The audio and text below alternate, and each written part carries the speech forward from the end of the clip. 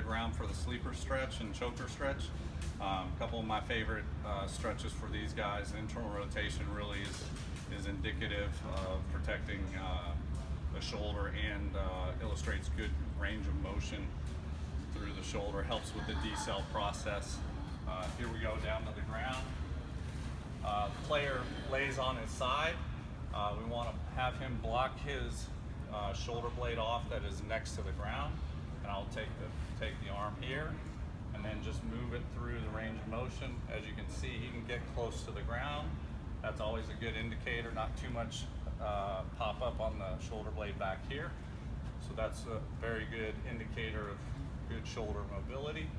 The next thing I have him do is give me a little bit of resistance through here. You know, usually do between 5 and 10 of these. If there's good strength coming out of this, that shows me that the shoulder is in, the overall health of the shoulder is pretty good, especially on some of the decel muscles. Next we go into what I like to call choker stretch. Same type of concept. We're blocking off the shoulder blade and scapula in order to get deep in the bottom and the back of the capsule here. So take it till you feel some resistance. And then if kids have thrown a lot throughout their youth careers, you'll find this one is very tight. Luis here is fairly loose, so I can take him through different ranges here pretty easily. And then the next thing I do is I have them push against me lightly, push, relax, push, relax, push, relax, and then that helps relax, and then that helps expand that. That really gets a lot of the junk that's built up in the back of the shoulder, gets that moving, gets that opened up. What I look for is how quickly the response is when I say go, quick response, and what the strength is going to the ground. So his shoulder is in good shape. Very, very good response time, very good strength going down.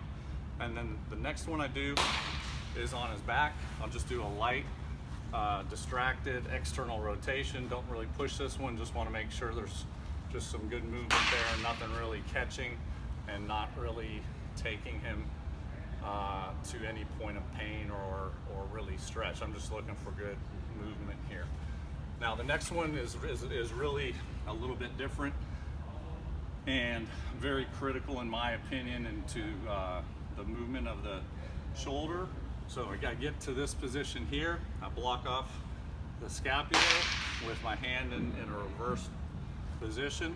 And so what I'm going to do is I'm going to take it through various ranges, usually just start off making little circles.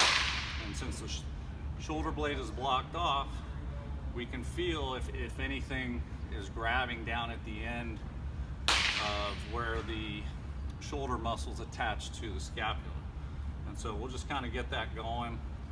And then sometimes I like to do a little bit of an internal, but not really crossing this plane too much.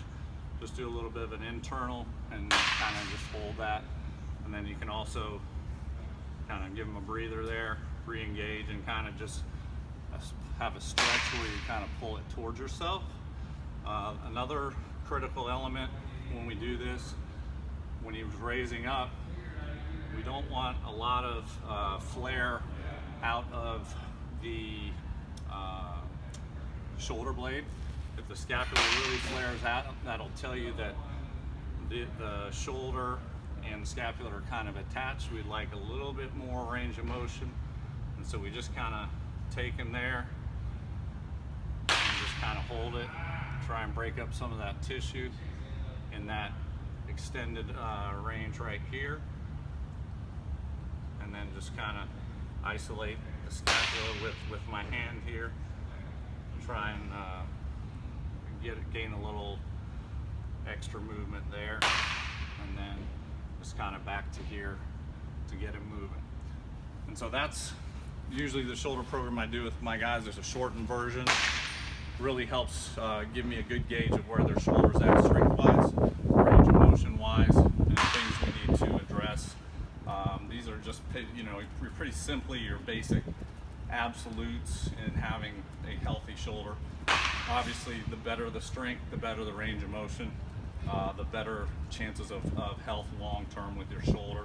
So we like to address that at a minimum in a lesson setting, and or for the kids, gives them something easy they can do at home, or when they warm up for a game, or warm up for a bullpen at practice.